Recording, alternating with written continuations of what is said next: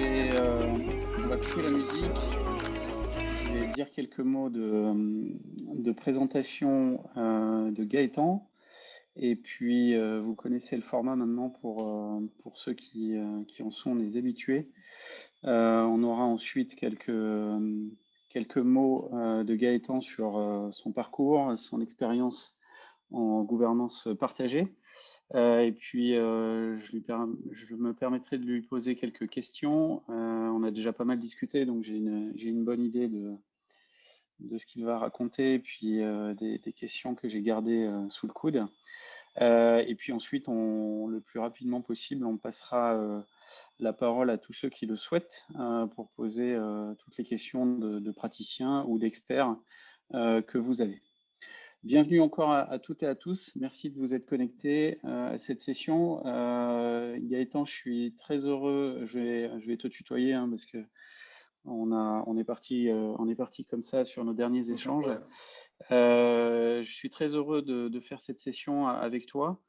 Non seulement parce que tu es une personnalité assez complexe et assez atypique finalement, comme beaucoup d'entre nous d'ailleurs, hein, mais on va découvrir pourquoi.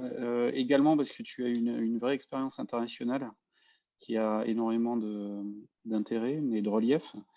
Et puis enfin, je le mets en dernier parce que c'est pas ça le plus important, mais quand même, tu es dans un grand groupe. Alors moi, j'en connais un rayon des grands groupes comme toi, et tu es dans un groupe qu'on connaît pour innover managériellement, mais dans lequel il y a différentes initiatives, différentes expérimentations. C'est le groupe ADO, que peu finalement dans le grand public connaissent. Par contre, il y a des marques très fortes dans le groupe ADO, dont Laurent Merlin, qui pour le coup tout de suite parle, en tout cas aux Français, de façon assez commune.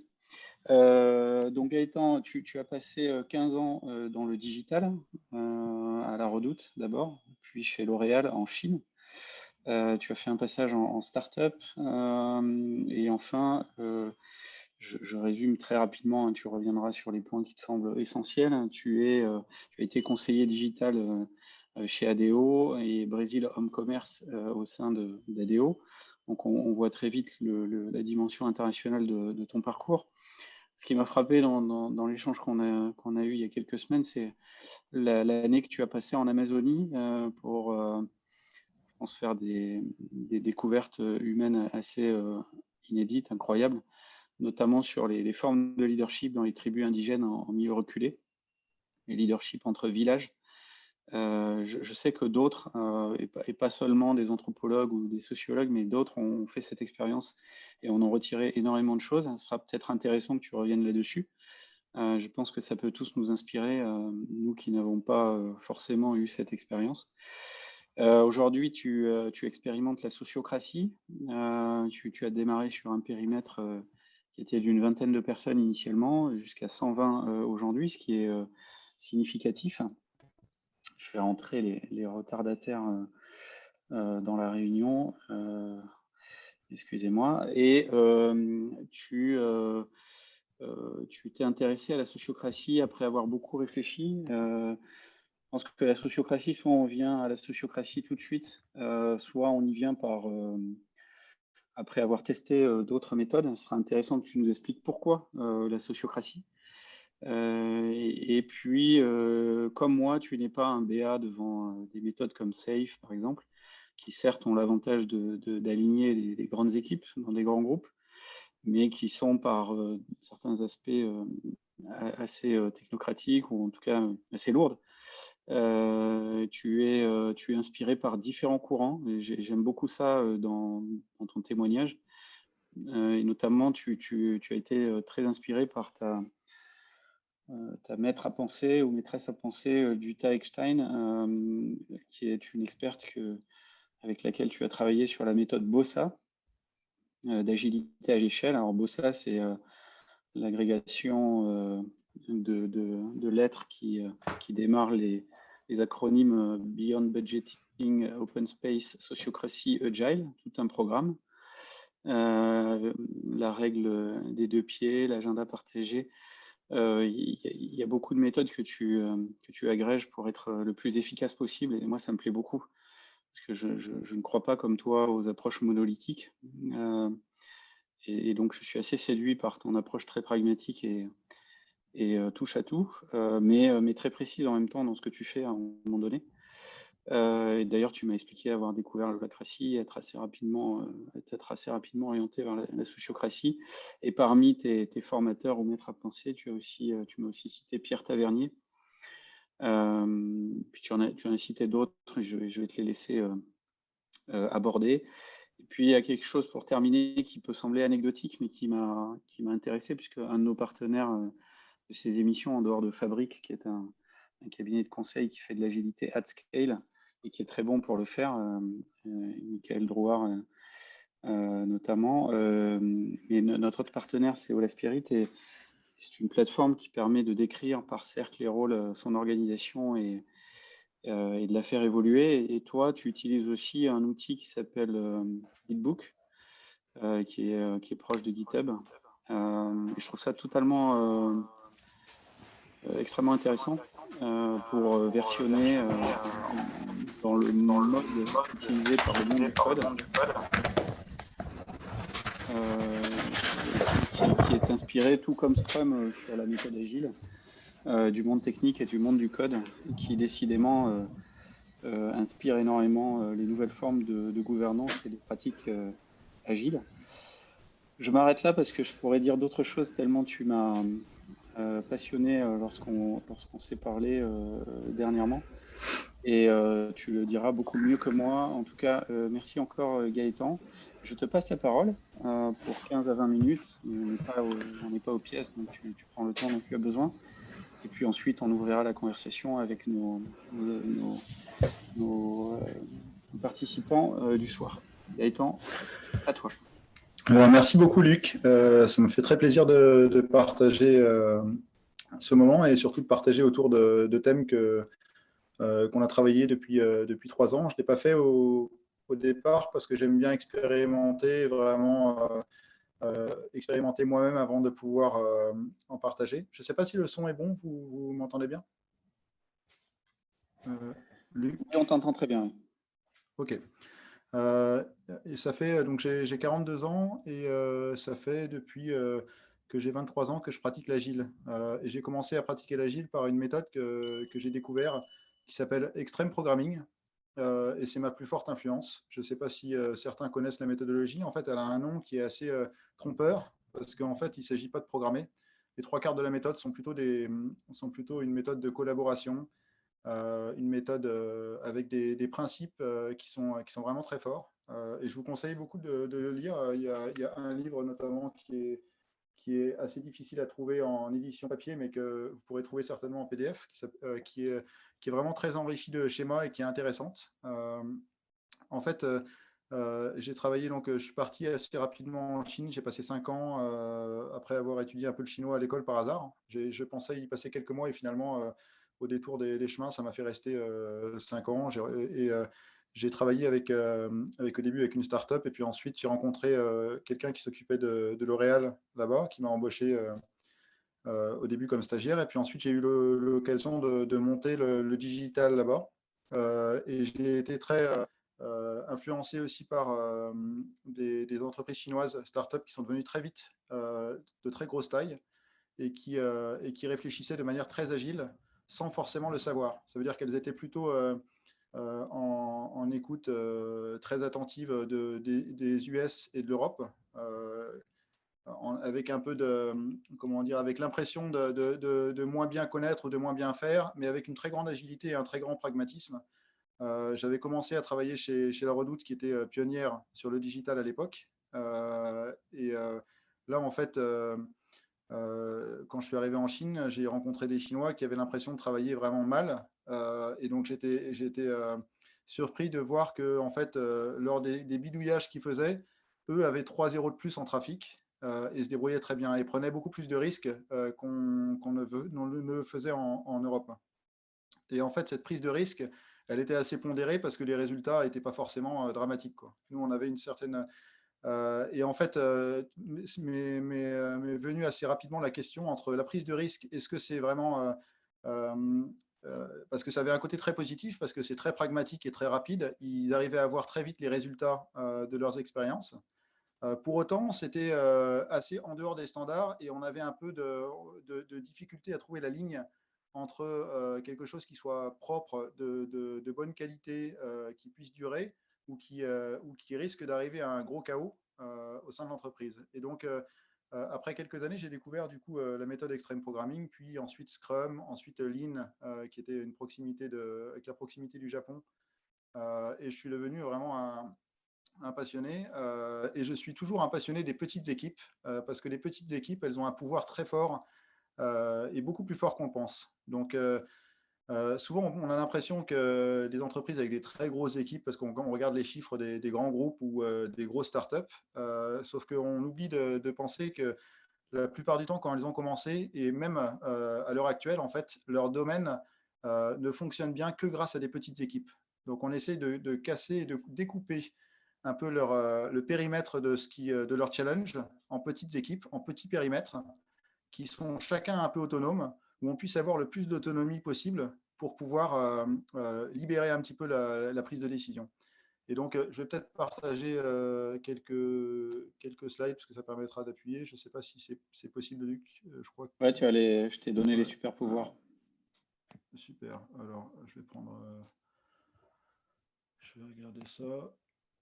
Voilà. Alors, j'ai mis quelques slides histoire de guider ma conversation, parce que je Et suis tu sais aussi la bien utiliser tes caractéristique… super pouvoirs, puisque en plus, on voit tes slides. Bon, et puis j'ai la caractéristique aussi d'être assez bavard et passionné, donc c'est important. Et Luc, tu n'hésites pas à faire le facilitateur si tu Et veux. c'est bien là, parce que tu es Euh, t'es dans un nid de bavards et de passionnés, donc tu peux y aller. donc je connais mes défauts. Donc en gros, l'idée c'est que j'ai commencé à faire des slides. Je ne sais pas si vous les voyez, je me vois pas du coup. On les voit, ils sont Euh, très beaux. Ils sont jaunes et Ok, bleus. très bien. Ok, super. C'est le template par défaut. Donc en gros, rapidement, en fait, pour ceux qui ne connaissent pas Leroy Merlin, je pense que la plupart connaissent. En gros, ADO, c'est le groupe qui regroupe tous les Leroy Merlin et pas mal d'autres marques chez nous. Donc il y a à peu près 900 magasins. On est leader en Europe et troisième mondial, sachant que les deux premiers sont aux États-Unis où nous ne sommes pas. Ensuite, on a dû faire face, il y a à peu près 3 ans, à un gros challenge face à notamment Amazon qui monte beaucoup et à Mano Mano qui est un concurrent, une startup financée par les marchés qui marche très bien. Et donc moi je suis rentré du Brésil, de 5 ans au Brésil, donc 4 chez Leroy Merlin et un an où j'ai pris une année avec ma femme qui était dans une grosse ONG brésilienne. Et effectivement où j'ai passé un an à peu près 1000 km du premier petit village avec nos enfants. Et c'était vraiment passionnant parce que j'ai découvert des méthodes de gouvernance qui m'ont beaucoup inspiré par la suite, qui ont renforcé des parties que j'avais, mais je ne savais pas si c'était… En fait, ça a renforcé des convictions que j'avais avant et ça m'a fait découvrir d'autres phénomènes dont je vous expliquerai un peu plus tard. Donc, en gros, voilà, quand je suis rentré, on m'a donné un projet qui avait 10 ans qui avait été relancé 3 fois, qui coûte plusieurs millions par an et qui n'avait jamais été en production. Donc, c'était un logiciel où il y avait à peu près 25 personnes et donc 10 ans d'arriéré. Un logiciel qui était en fait porté par le marketing du groupe avec la vision de devenir un peu le vendeur de l'Internet. C'est-à-dire que Leroy Merlin, pour ceux qui connaissent, les, les, euh, les vendeurs qui sont à Leroy Merlin ont généralement un taux de rotation très faible, connaissent bien leur métier et ont une passion de leur métier et du client. Donc, Leroy Merlin est une entreprise qui est appréciée pour ça. Quand on va en magasin et qu'on en a enfin, qu'on a la possibilité de voir un vendeur, parce que c'est vrai qu'ils sont souvent occupés, généralement on est bien conseillé. Donc l'idée c'était de voir comment est-ce qu'on pouvait répliquer un peu cette idée sur le web.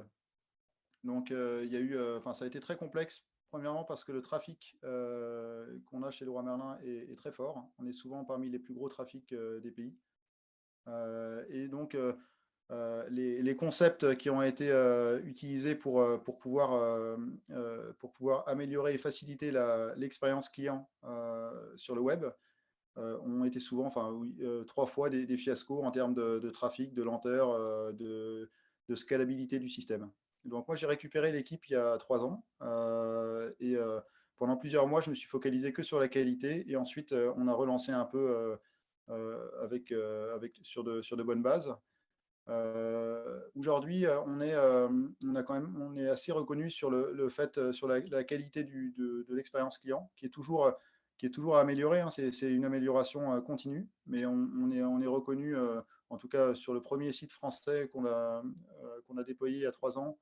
L'Italie arrive cette semaine, et puis ensuite les autres pays vont arriver de plus en plus vite. L'idée, c'était que Leroy Merlin est une entreprise décentralisée.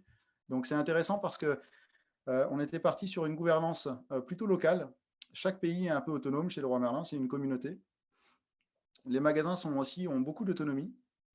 Et là, pour lutter contre les concurrents, on a dû fédérer en fait le digital pour plusieurs pays.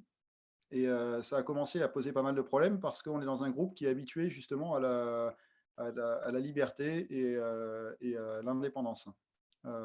Mais l'avantage, c'est que vu la pression d'Amazon et du digital, les pays ont commencé à se rendre compte de l'importance d'accélérer. Et du coup, la discussion et la facilitation des prises de décision a été beaucoup plus facile. Donc je pense qu'il y a aussi un moment, quand les gens il y a un équilibre à avoir entre centralisation et liberté.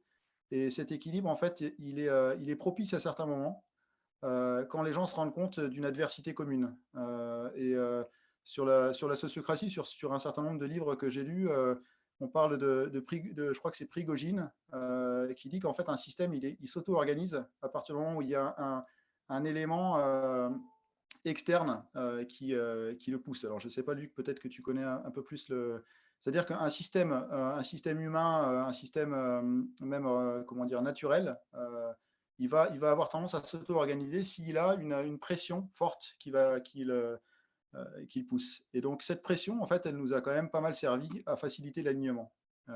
Parce qu'effectivement, dans un groupe, ou dans une entreprise, soit c'est centralisé et directif et les prises de décision sont rapides, soit bien souvent, c'est décentralisé et plat et on arrive à une situation qui est très politique. Donc nous, on est plus sur la deuxième organisation, qui a ses avantages, mais qui a aussi ses inconvénients, parce que plus on est un groupe, plus il y a de gens, plus il y a de débats, plus il y a de politique qui rentre en jeu, d'influence, et plus ça devient complexe. Donc on a bénéficié de ces, je veux dire, d'une certaine façon, on a bénéficié de la situation de la concurrence pour faciliter un petit peu notre organisation. Aujourd'hui, je crois que ça, c'est les chiffres de 2020, on est souvent dans le top 10 France. Là, je crois qu'on est top 5, ça dépend des classements. Et puis, on est sur la performance pure, qui est un élément très important pour l'e-commerce, surtout avec un très gros trafic comme le nôtre.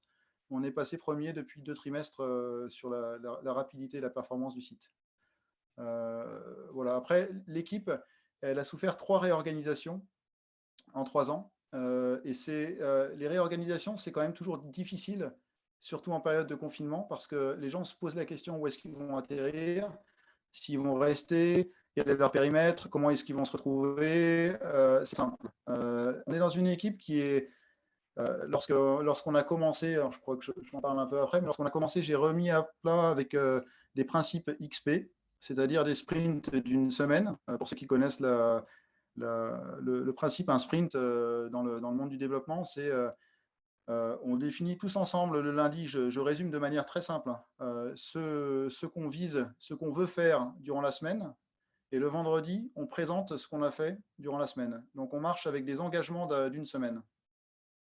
Et après, selon les principes de XP, on déploie tous les jours, on essaye d'avoir le plus de vitesse pour déployer en production. Ça veut dire, en gros, pour une équipe qui fait de la tech, c'est je produis quelque chose, je fais du code, et puis mon code arrive sur le site et sert au client final. Et ça, c'est vraiment ce que j'ai voulu faire au départ, c'est se remettre sur les bases de XP, c'est-à-dire faire des choses utiles pour les gens. Alors qu'avant, on était dans un mode où on faisait un projet qui se complexifiait de plus en plus, qui devenait très difficile à mettre à jour, parce qu'il y avait des migrations, des discussions et tout ça. Là, on a réduit, jusqu'à ce que tous les jours, aujourd'hui, on déploie en production à peu près à, je crois, une trentaine à quarantaine de fois par semaine, avec un trafic qui est de l'ordre de 50 millions de visites par mois.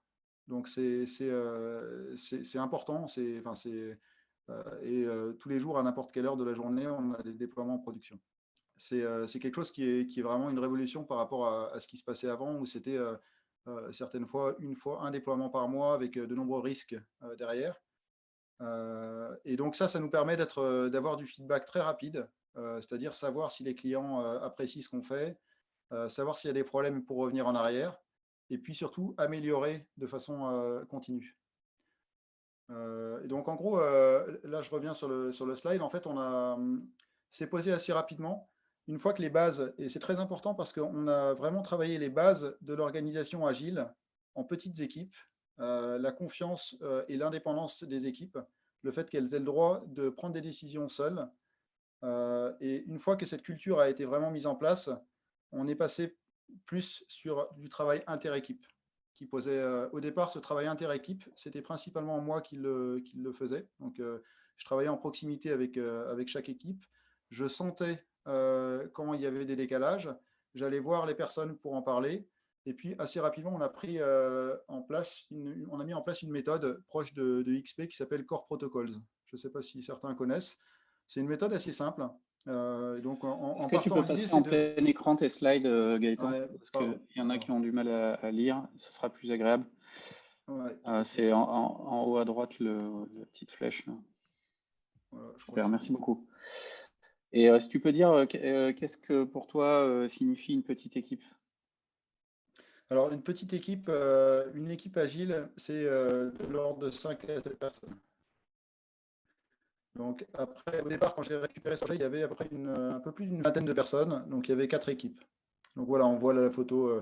Je crois que c'était à peu près, ça devait être une quinzaine de jours après la reprise de l'équipe. Donc, on a mis en place assez rapidement en fait ce système qui s'appelle Core Protocols, qui est relativement simple. En fait, l'idée, c'est de pouvoir officiellement expliquer comment on cherche à collaborer. C'est de se dire, on a de la collaboration à faire entre équipes, on a des réunions inter-équipes, parce qu'on veut avoir un esprit d'équipe global, on a défini ce qu'on voulait avoir sur le global, quelle est la qualité qu'on voulait avoir. En fait, l'important, c'est de mettre en avant la qualité du travail qu'on veut obtenir, parce que c'est ça qui fait la fierté de l'équipe. Donc si les personnes que j'ai récupérées, entre guillemets, parce que c'est vraiment le terme, lorsque j'ai récupéré le projet, il y avait une morale très très bas. Les gens n'étaient pas fiers de leur travail, étaient frustrés, les clients internes étaient furieux. On avait des réunions comité de pilotage ou comité de direction, je me rappelle, où notamment avec des Russes, où les personnes ne voulaient pas participer de peur de se faire engueuler. Il y a eu des fois des comités de direction où les directeurs, enfin les responsables d'équipe devaient aller en Russie. Ils ont annulé leur avion de peur, enfin voilà, de peur, parce qu'il y avait vraiment et c'était pas la qualité c'était assez difficile de savoir de où ça vient. C'est-à-dire que c'est un peu systémique. Si les directeurs répondent pour avoir comme on est dans une entreprise qui est quand même qui n'est pas hiérarchique, un gros projet, on peut avoir une entreprise qui refuse d'y participer. Si elle refuse d'y participer, elle va refuser de financer. Si elle refuse de financer, peut-être que l'équipe, elle va devoir être coupée. Donc tout ça met un système qui fait qu'on va vendre son projet. Si on vend son projet et qu'on l'a trop vendu, et après, on n'est pas forcément capable de bien le délivrer. Si les développeurs sont rares sur une région et qu'ils se sentent mal, ils vont peut-être partir pour une autre entreprise. Il y a tout un système qui est assez difficile à maintenir. Et donc, ce qu'on a essayé de faire, c'est déjà se baser sur la qualité, remettre en place des éléments de qualité qui permettent à tout le monde d'avoir une certaine fierté. Et ensuite, on a maintenu comment dire, on s'est accordé sur un minimum de qualité qu'on devait avoir sur toute l'équipe. Donc toute l'équipe, c'est-à-dire les 25 personnes, 20-25 personnes qu'il y avait. Chaque petite équipe, donc de 5 à 7 personnes, était autonome. Par contre, on devait avoir des standards inter-équipe. Et c'est là qu'a commencé un peu la notion de gouvernance. Ça veut dire qu'en agilité ou en XP, ou en Scrum, ou peu importe la méthodologie, on prône l'indépendance des équipes pour qu'elles puissent délivrer rapidement. S'il y a trop de dépendance, à ce moment-là, le flux, le fait de pouvoir réaliser quelque chose de bout en bout jusqu'à la production, c'est lent. Donc, si on a une petite équipe qui est autonome, c'est plus rapide. Par contre, si on a trop d'autonomie, on peut avoir des différences de process importantes. Par exemple, une équipe qui va tester d'une certaine manière, l'autre qui ne va pas tester certains cas d'usage, une équipe qui va recruter facilement, une équipe qui va recruter avec plus de critères de recrutement. Et donc là commencent à se poser des problèmes de gouvernance, de se dire qu'est-ce que nous on veut. Nous on appartient à un produit, à une équipe plus haute, et on veut avoir une fierté d'appartenir à cette équipe-là. Et donc on a commencé un peu à définir des éléments sur Core Protocol, ce qui permettait d'avoir, lorsqu'on avait des réunions inter-équipes pour définir des standards, une façon de procéder qui évitait d'avoir des débats, parce qu'en ayant des personnes passionnées, on risque des débats qui ensuite, certaines fois, ne débouchent à rien. Donc on a commencé avec cette méthode assez simple. Ensuite, moi-même, j'ai commencé à me poser de plus en plus de questions parce que j'étais encore beaucoup impliqué dans cette gouvernance inter-équipe. Et je me disais que ça serait quand même intéressant si ça pouvait être moins géré par un chef uniquement. C'est-à-dire que les équipes étaient indépendantes, mais moi, je passais beaucoup de temps à tout ce qui était coordination pour être sûr qu'on ait une gouvernance, on ait des valeurs communes et des principes communs. Donc j'ai commencé, comme tu l'as dit Luc, à découvrir un peu la holacratie, je ne sais plus comment, mais ça c'est l'avantage des Américains, c'est qu'ils font beaucoup de communication, donc ils apportent leur pierre à l'édifice en faisant découvrir des choses. J'ai lu le livre de Robertson que j'ai trouvé intéressant, mais un peu trop complexe, avec un peu trop de règles et pas bon, ça, à mon goût. Par contre, ça m'a donné des pistes pour aller creuser. Et ça, c'est super. Et ensuite, j'ai découvert par un deuxième livre, d'ailleurs, qui est écrit par John Buck, qui est aussi lui-même un Américain, mais qui a travaillé longtemps avec le fondateur de la sociocratie aux Pays-Bas, et qui était très intéressant pour découvrir un peu plus. Pour moi, c'était un peu plus proche de XP avec des valeurs et puis moins sur les détails de pratique. Après, j'ai fait une rencontre intéressante. On a organisé au sein d'ADO pour pouvoir un peu restructurer la tech, pour en faire un groupe un peu plus tech. On a organisé un événement international avec toutes les BU sur le digital et la tech. Donc, on a formé un petit groupe et puis on a invité plusieurs personnes qu'on connaissait. Donc, j'ai invité des gens de la communauté open source, de Apache, de la fondation Apache. J'ai invité aussi Jutta Eckstein, qui est une des fondatrices, enfin une des signataires de la charte agile depuis, je pense, une bonne trentaine d'années. Je crois que c'est la première femme sur l'agilité. Et puis, j'ai beaucoup discuté avec elle et j'ai vu qu'elle venait de sortir un livre avec John Buck, justement, qui est un un des pionniers de la sociocratie. Et j'ai trouvé son approche très, très intéressante parce qu'en fait, au lieu de mettre de l'agile partout, comme on a essayé de le faire, pour ceux qui connaissent, à un moment, pour l'agilité à l'échelle, on avait Scrum of Scrum. Ensuite, il y a eu Safe qui est venu. Ensuite, on essayait de mettre du Scrum partout, alors de l'agile partout. Et j'ai trouvé que c'était très intéressant parce que j'avais réalisé plusieurs fois des meet-up, pour ceux qui connaissent un peu avec la communauté tech. Les meet-up, c'est des groupes de discussion, souvent en présentiel, maintenant avec le Covid, hein, avec des sujets de discussion sur n'importe quelle passion, et il y en a beaucoup au sujet de la tech. Et donc, j'avais organisé plusieurs meet-up avec la méthode Open Space, qui est vraiment très intéressante parce qu'en gros, on lance un sujet et on s'auto-organise sur un sujet avec des gens passionnés qui vont chacun se proposer pour participer à l'organisation, pour prioriser les sujets, pour devenir à la fois professeur et élève. Et puis, comme tu en as parlé, Luc, la méthode des deux pieds, c'est en gros de faire accepter à l'équipe qu'on n'est pas là juste pour se faire plaisir. Donc, si le sujet nous passionne, on y va, on contribue. S'il ne nous passionne plus, eh ben, on a la permission de sortir sans que ça soit mal poli. Et c'est assez difficile parce que ça fait partie de notre éducation. Donc, il faut vraiment que ça soit un principe reconnu et adopté par toute l'équipe. Sinon, c'est très surprenant. Et en tant que chef, ça peut être assez difficile à vivre. Hein. Je veux dire, il faut le savoir, le pratiquer et puis continuer. Et donc ensuite, il y a sociocratie et agile. Et sur la sociocratie, en fait, ce que j'ai trouvé très intéressant, c'est ne pas en faire un système qui prend tout, qui fait tout, hein, en faire juste un point. Comment est-ce qu'on fait pour gouverner différentes équipes de manière agile? Donc, quelque chose qui soit léger, qui soit simple, qui soit un peu un standard, qui permette aux équipes de pouvoir poser leurs standards, discuter des sujets interteams quand elles en ont besoin. Et donc voilà, c'est quelque chose que je trouvais vraiment intéressant. Effectivement, l'agile plutôt sur le delivery, sur comment est-ce qu'on peut faire pour pouvoir livrer de manière simple, de manière économe, sans bureaucratie, sans perte de temps, sans PowerPoint, voilà, enfin, sans trop de complexité. Donc voilà, après j'ai lu un autre livre sur la sociocratie aussi. J'ai participé d'un groupe de traduction en français avec Ted Rowe sur Sociocracy for All, qui m'a permis aussi d'expérimenter moi-même sur un autre cadre que les équipes, le travail en cercle. Bon, c'était assez délicat d'ailleurs, c'était assez difficile. On était entre Québécois, Français, et puis il y avait des personnes un peu africains et autres sur la traduction de ce livre. Voilà, c'était pas un échec, mais c'était une difficulté. Et ensuite, récemment, j'ai demandé donc à l'entreprise un coaching et j'ai profité du Covid pour contacter Gilles Charest, qui est des pionniers de la sociocratie, qui est un monsieur qui doit avoir 70 ans et peut-être 30 ou 40 ans de sociocratie derrière lui. Et je me suis dit que vu qu'il y avait le Covid, autant on pouvait très bien le faire sous forme de télétravail, là, enfin d'ordinateur. Et du coup, il n'y avait pas de déplacement en avion à prévoir et que ça serait peut-être très intéressant. Et donc, ça fait plusieurs mois que je travaille avec ce monsieur qui me permet de comprendre beaucoup plus de choses.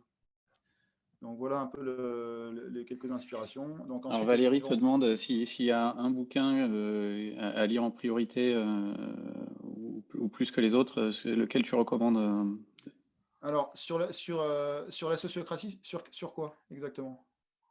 Valérie, si tu peux t'unmuter et poser ta question Ouais. directement, ce sera plus simple. Et sur les 5 qui sont présentés là, lequel aura été le plus life-changing? Alors, bon, je vous conseillerais pas forcément Holacracy, même si lui, il m'a permis de découvrir tout le reste, donc il a un grand mérite. Je pense que ils sont complémentaires. Je vous conseillerais pas Holacracy si vous connaissez déjà un peu. Je vous conseillerais plutôt sur la. Alors, Many Voice One Song, il est très bien parce qu'il est pragmatique. Si on a envie de l'implémenter et qu'on a besoin d'un guide un petit peu pour savoir comment faire pour pouvoir organiser une réunion de cercle ou autre, c'est pratique. Donc, en gros, moi, j'aurais Many Voice One Song pour avoir un guide un petit peu, ou alors sur leur site qui s'appelle Sofa. Vous avez plein de vidéos courtes explicites et qui permettent de démarrer ou d'aider une équipe à démarrer si elle a besoin. Donc, c'est plutôt pragmatique Ah, terrain. les vidéos de Ted Euh, Rose sont super ouais, pédagogiques, hein. elles sont très pédagogiques. With the People, il est vraiment intéressant et inspirant. Il est plutôt à lire. Je pense que ça serait peut-être le premier livre à lire si vous vouliez. Ou alors, ça c'est en anglais. Hein. Je ne crois pas qu'il soit en français encore. Il est très intéressant pour débuter avec la sociocratie, pour comprendre un peu les principes. Mais vous pouvez aussi lire celui de Gilles Charest. En plus, il est intéressant parce que il fait une comparaison. Alors, c'est dans un style un peu canadien, enfin québécois. Donc, c'est un peu amusant. Il mélange un peu c'est un peu différent du style français, mais il a le mérite d'être en français. Et puis, il prend vu que c'est quelqu'un qui vient du Canada, il prend aussi des exemples un peu sur les indigènes que j'ai trouvé assez proches de ce que j'ai vu en Amazonie, même si c'est plutôt des Indiens d'Amérique du Nord. Mais en gros, c'est intéressant parce que ça donne voilà, ça donne des idées. Donc, With the People ou la démocratie, la démocratie se meurt, même si le titre est pas terrible. Enfin, les titres sont pas toujours terribles hein, dans les. Enfin, bon, après, ça dépend. Et ensuite, Company Wide Agility. Alors, bon, ça, c'est super si vous avez comme moi affaire à gérer une équipe avec de nombreuses équipes et que vous voulez un peu mettre de l'agilité à l'échelle. Donc, ça, c'est intéressant parce qu'il y a d'autres sujets en fait. La vraie valeur de ce bouquin-là, c'est de faire comprendre aux gens qu'il y a plusieurs philosophies, un petit peu comme l'agilité, dans différents domaines. Donc, dans la finance, je ne vais pas en parler parce que je perdrai trop de temps. Il y a souvent des plans à 5 ans, des budgets qu'on doit faire dans l'année en courant, en remplissant plein de documents, plein de lignes, où on s'engage sur un truc et après on peut plus bouger dans 6 mois alors que l'entreprise a bougé. Certains d'entre vous doivent connaître, il y a un mouvement qui s'appelle Beyond Budgeting, qui est hyper intéressant. et qui est vraiment utile, quoi. Plutôt que mettre du Scrum dans la finance, il faut les faire rencontrer des gens qui travaillent depuis 15 ans ou 20 ans et qui ont un mouvement un peu différent du courant normal, quoi. Donc voilà, ça c'est plus le bouquin de Bossa. Il est intéressant si vous êtes dans une entreprise que vous voulez un peu essayer d'explorer en dehors de l'organisation d'équipe.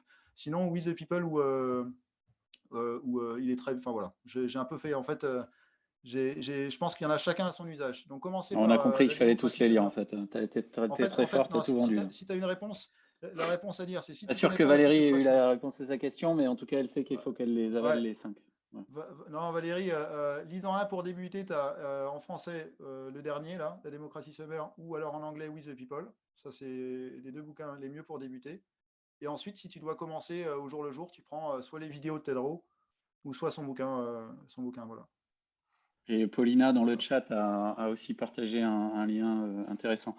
Peut-être avant de terminer ton pitch, là, Ouais. qu'est-ce que tu as appris des communautés d'Amazonie que tu as côtoyées, qui te sert aujourd'hui dans ton job de leader ou de facilitateur?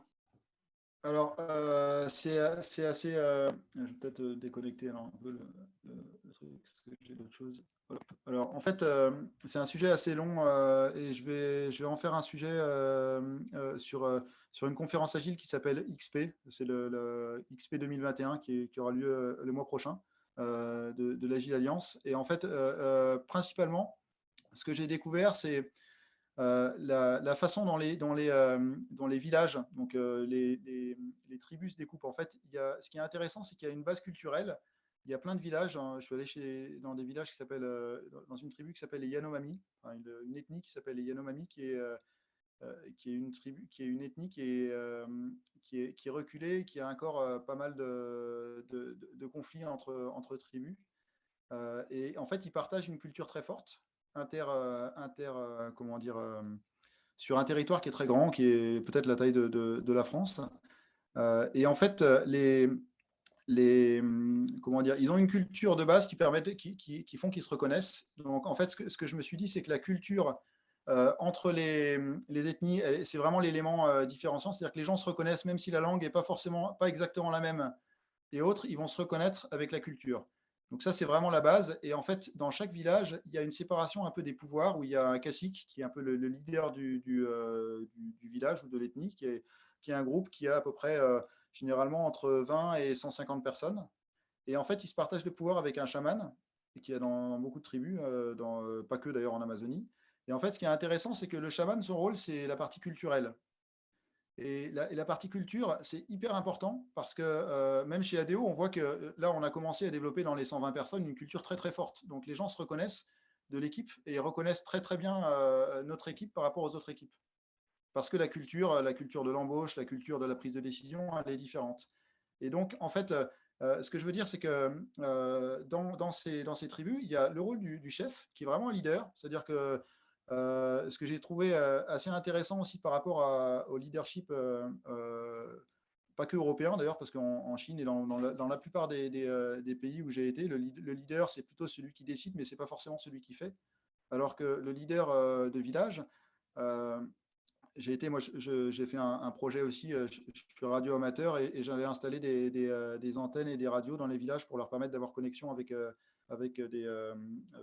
la santé sur comment dire, des vaccins contre l'hépatite et autres. Et du coup, en fait, je partais avec une quinzaine de radios et puis un chaman et un cacique. Et en fait, le chef, il a une autorité, il donne la direction et il se met devant. Donc, par exemple, s'il y avait des radios et ça pesait 20 kilos avec les batteries, tout ça, c'était hyper lourd. Et ben, il nous disait pas. Alors, c'est lui qui nous disait. Alors, il nous engueulait un peu avec une voix très forte quand il avait pris une décision. Par contre, il se mettait en avant et il prenait tout le matos qu'il voulait sur les épaules. Et ça, c'était intéressant. Ça, c'était le rôle du chef. Donc, le chef, il prend des décisions. Et c'est quelque chose qu'on a aussi souvent un petit peu peur dans la gouvernance participative, parce on se pose la question. Donc, moi, volontairement, souvent, j'utilise le mot chef, parce que c'est un peu, on est dans un truc un peu de non-dit, où on se dit, ah bah non, mais la gouvernance, c'est tout le monde qui décide, il ne peut pas y avoir vraiment de chef. c'est pas très bien s'il y a un chef. Et en fait, en Amazonie, en fait, le chef, donc j'ai lu beaucoup de documents après quand je suis rentré avec la tête reposée, notamment de Lévi-Strauss et de beaucoup d'autres anthropologues. Et en fait, le chef en Amazonie, c'est quelqu'un qui prend des décisions et qui agit lui-même devant l'équipe quand il va à la chasse ou à la guerre ou autre. Il est devant. Par contre, ce qui est assez bizarre, c'est que si vous allez lui demander quelque chose à brûle point, il ne saura pas trop quoi répondre. Et en fait, il va devoir demander à un espèce de conseil. Donc ce conseil, il n'est pas hyper précis, ça va être des anciens, ça va être différentes personnes qui ont plus ou moins du poids dans la communauté, avant de prendre sa décision, et à chaque fois. Et donc, en fait, quand on lit même des récits il y a plusieurs centaines d'années, des Européens qui arrivaient et qui essayaient de négocier avec les Indiens, ils ne comprenaient pas pourquoi les chefs, ils pensaient que les chefs avaient aucun pouvoir. Parce qu'à chaque fois qu'ils essayaient de négocier un accord entre eux, le chef, il disait, je vais voir, je ne suis pas sûr, je ne peux pas dire, et tout ça. Alors, il avait vraiment et en fait, ce qui se passe, c'est qu'il y a par exemple chez les Yanomami un rituel qui s'appelle le Kawa Amo. Et en gros, tous les soirs, lorsque la nuit commence à tomber, donc les Yanomami, c'est un espèce ils ont des maisons qui sont toutes rondes, un peu en cercle. Comment dire, donc, ils déboisent une aire qui doit faire quelques centaines de mètres carrés. Et puis, en fait, leur maison, elle est en cercle, quoi. Donc, autour, il y a toutes les familles qui ont chacun leur feu. Et puis, en gros, au milieu, il y a le chef du village qui va et puis qui commence à hurler un peu au milieu de la nuit. Et puis, donc, moi, je demandais à chaque fois ce qui se passait, parce que ça fait un peu peur, hein. Et puis, donc, il dit, là, il me disait, il raconte ce qui s'est passé la journée. Et puis ensuite, il propose ce qu'il faut faire le lendemain ou la semaine. Et puis, de temps en temps, il y a des gens qui hurlent de l'autre côté, quoi. Mais qui hurlent au milieu de la nuit. Et ils n'ont pas l'air d'accord, ils n'ont pas l'air gentils non plus, quoi. Mais en même temps, ça dure à peu près un quart d'heure. Et ça, c'est assez, ouais, ça remue, hein, ça fait assez peur. Et ensuite, mais finalement, c'est juste parce que le cercle est assez grand, donc on ne voit pas forcément les gens. Mais les gens réagissent. Donc, par exemple, il va proposer à différentes personnes d'aller chercher la main où il va proposer d'inviter des gens, où il va résoudre des conflits. Donc, quand il y a un problème de conflit qui l'attend dans le village, il va essayer il va commencer, il va faire son chef, en fait, en gros. Et puis, les gens qui ne sont pas d'accord vont râler. Bon, il y aura peut-être ça va râler un petit peu entre eux. Et puis après, ça va se statuer. Et ça, c'est à peu près tous les jours. Et c'est important parce qu'il peut y avoir assez fréquemment des tensions. Et le principal risque de tension, c'est que le village se divise. Et les deux sources de division des villages, c'est soit des tensions dans le village, soit le fait qu'il n'y a plus assez de chasse ou de ressources à côté. Donc, on est obligé de diviser le village pour pouvoir aller s'installer plus loin, jusqu'à ce que la chasse revienne, enfin les animaux reviennent. Et donc, en fait, c'est aussi intéressant parce qu'en fait, dans une équipe, quand on a des équipes assez nombreuses, on commence à avoir une équipe où il y a 3-4 personnes, et puis ensuite on embauche quelques personnes, puis ça grossit. Alors là, est-ce que ça dépasse 7 personnes? Alors est-ce qu'il faut diviser l'équipe en deux parce que ça dépasse 7? C'est un peu abstrait, quoi. Enfin, 7, pourquoi pas 8, pourquoi pas 5? Donc en fait, il faut savoir un peu avoir des notions de groupe, d'échelle. Donc 7 personnes, aller entre 5 et 10, ça fait une bonne équipe. Maintenant, si l'équipe, elle marche très bien à 10, il n'y a pas de raison de la casser, quoi. Par contre, si on commence à sentir qu'il y a des tensions persistantes dans l'équipe, avec des gens qui sont pourtant compétents et qui sont bons, et c'est intéressant peut-être de prendre les devants, donc déjà d'être là pour animer un peu des rituels comme des stand-up, mais peut-être de se dire, peut-être que ça serait intéressant de la séparer, parce qu'elle commence à avoir une taille qui est suffisamment grande, avec des gens qui sont un peu des fortes têtes, potentiellement des leaders.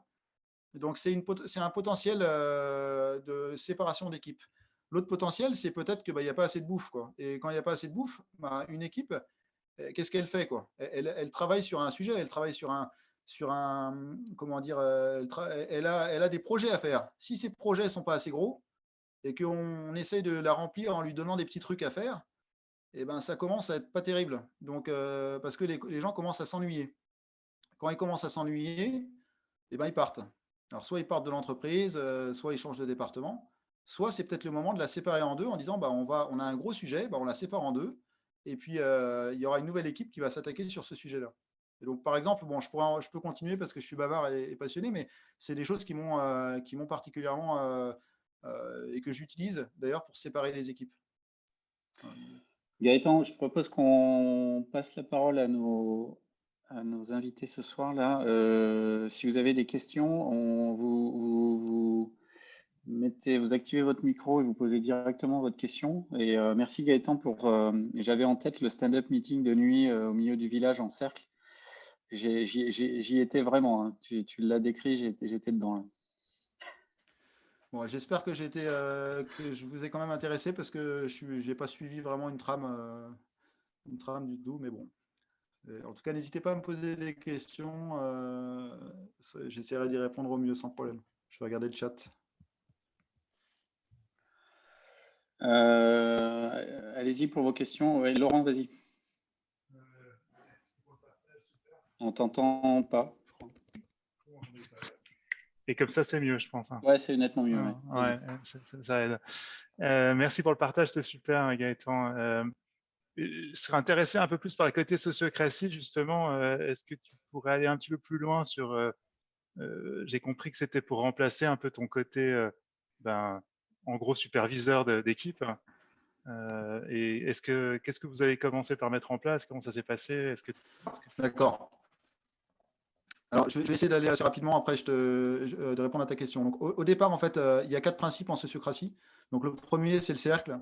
Et donc, en fait, l'idée, c'était au départ se dire que les petites équipes agiles, elles sont déjà un peu en mode cercle parce enfin, en tout cas, chez nous, elles avaient une culture du partage et de la décision très bonne, efficace. Et donc, en fait, il n'y avait pas tellement besoin de sociocratie dans l'équipe. Donc, en fait, la sociocratie, elle a vraiment commencé à être utilisée entre les équipes. Et donc, d'abord, on a travaillé sur un workshop de vision inter-équipe, donc global. Et donc là, on en a fait plusieurs. Hein. On en fait, je crois, peut-être 1 ou 2 par an. Le dernier, on était à 120 avec Miro et tout ça, où tout le monde travaillait pour définir leur vision en petits groupes. Et puis ensuite, ils se remettaient. Il y avait 2 représentants pour chaque petit groupe qui se mettaient en commun jusqu'à ce qu'on ait une vision collective.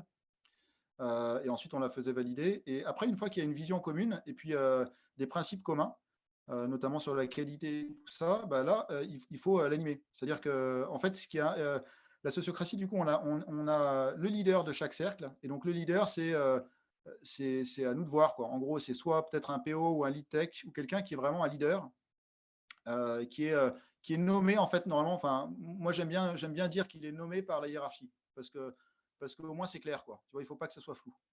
Et ensuite, il y a le double lien qui est élu. Et ça aussi, c'est je crois que ça doit être le 3e principe de la sociocratie, donc qui est l'élection sans candidat. Et donc là, il faut organiser une élection sans candidat. C'est assez simple, hein. Il y a des vidéos de Tedro où il y a d'autres. Il faut regarder comment ça marche clairement. Et puis ensuite, du coup, on élit le double lien. Et puis, on organise un cercle. Et donc, en fait, au départ, nous, ce qu'on a fait, c'est que pendant 1 an, en fait, on s'est dit, la sociocratie, ça sert à partir du moment où on a besoin de règles communes. Donc, on n'a pas fait un cercle par mois, un cercle par semaine, quand est-ce qu'il faut des cercles et tout ça. Au départ, moi, dès que je sentais qu'il y avait un problème d'alignement d'équipe, je posais un cercle. Et en fait, ce qu'on a fait, c'est que l'équipe, elle a proposé un créneau le lundi après-midi je crois, de 15 à 16. Donc, c'est le créneau cercle. Et donc, on a un stand-up inter-équipe tous les jours. Et si on a besoin, s'il y a quelqu'un qui a proposé un sujet au cercle, il est activé. S'il n'y a pas de sujet au cercle, il est désactivé. Donc, en gros, on va dire que pour l'instant, on a un rythme de une activation sur 2 ou sur 3, toutes les 3 semaines. Et donc, en gros, au départ, bah, forcément, c'est moi qui les activais parce que je sentais les sujets. Et au fur et à mesure, ça a pris. Et en fait, au début, j'étais pas forcément toujours hyper à l'aise de me dire, bah, est-ce que c'est moi qui pousse le truc, vu que je pose les sujets et tout ça.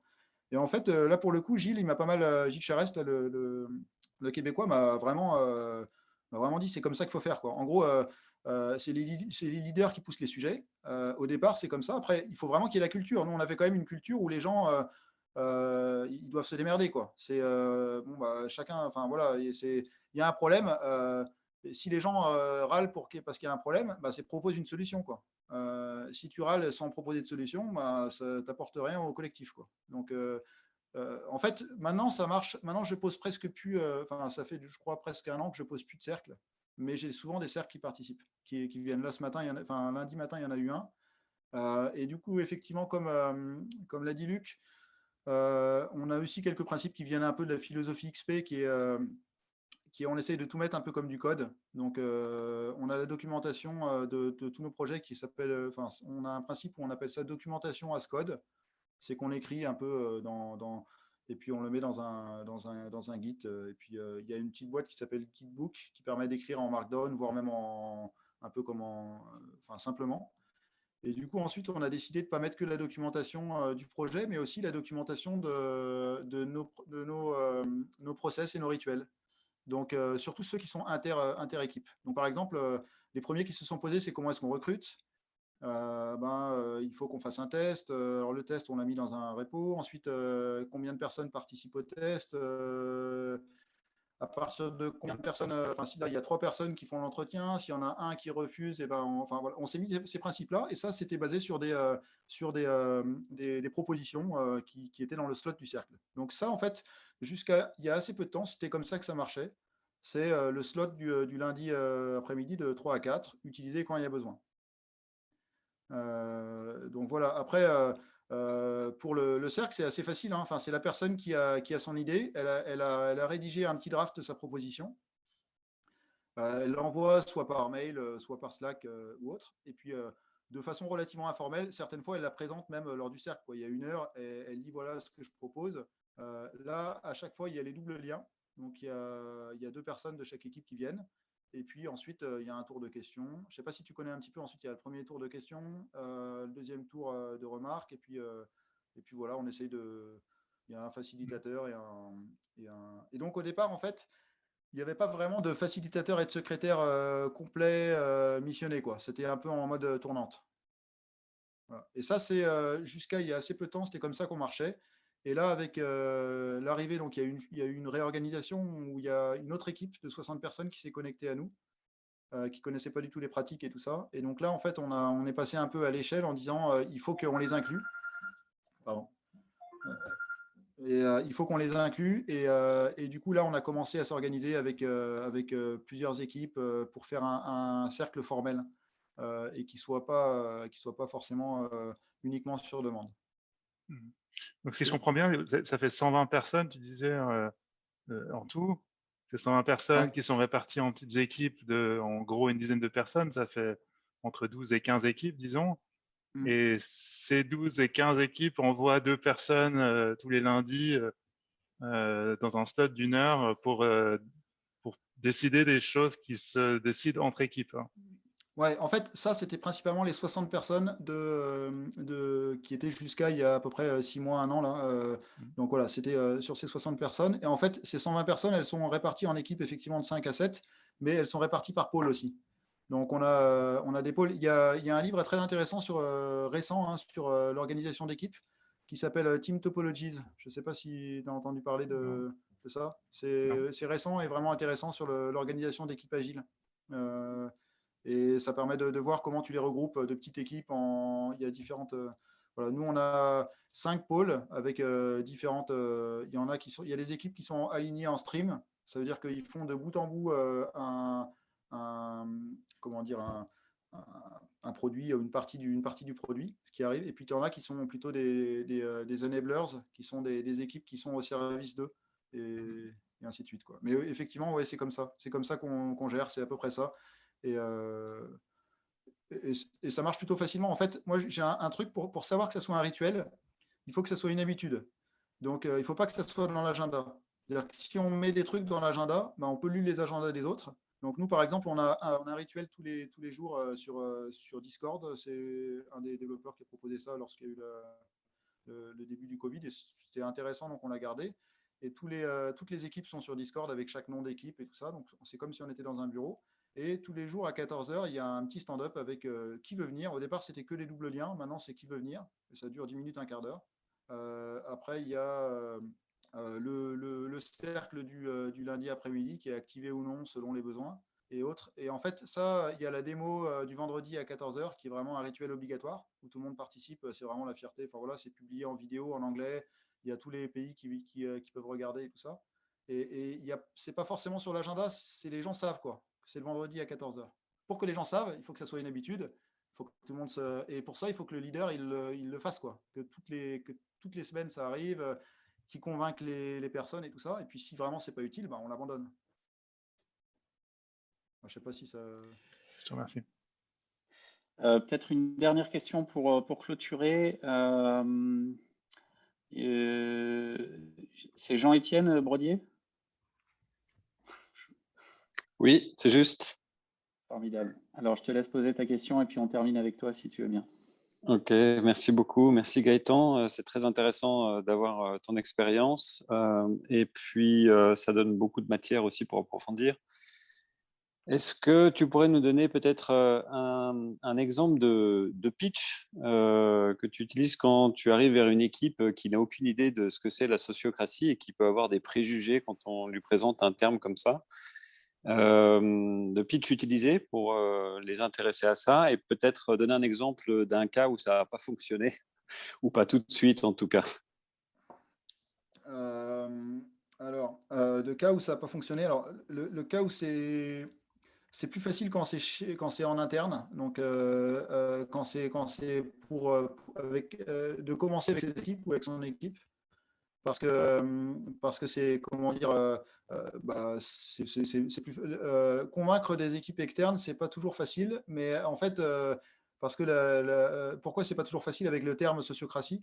Mais moi, souvent, ce que j'essaie de faire, c'est que j'utilise dans ce cas-là la gouvernance dynamique, et puis je déstresse les gens, quoi. Je leur dis, on va vous montrer une technique qui est sympa, c'est un peu qu'on utilise en agile, c'est histoire de prendre une décision où tout le monde participe.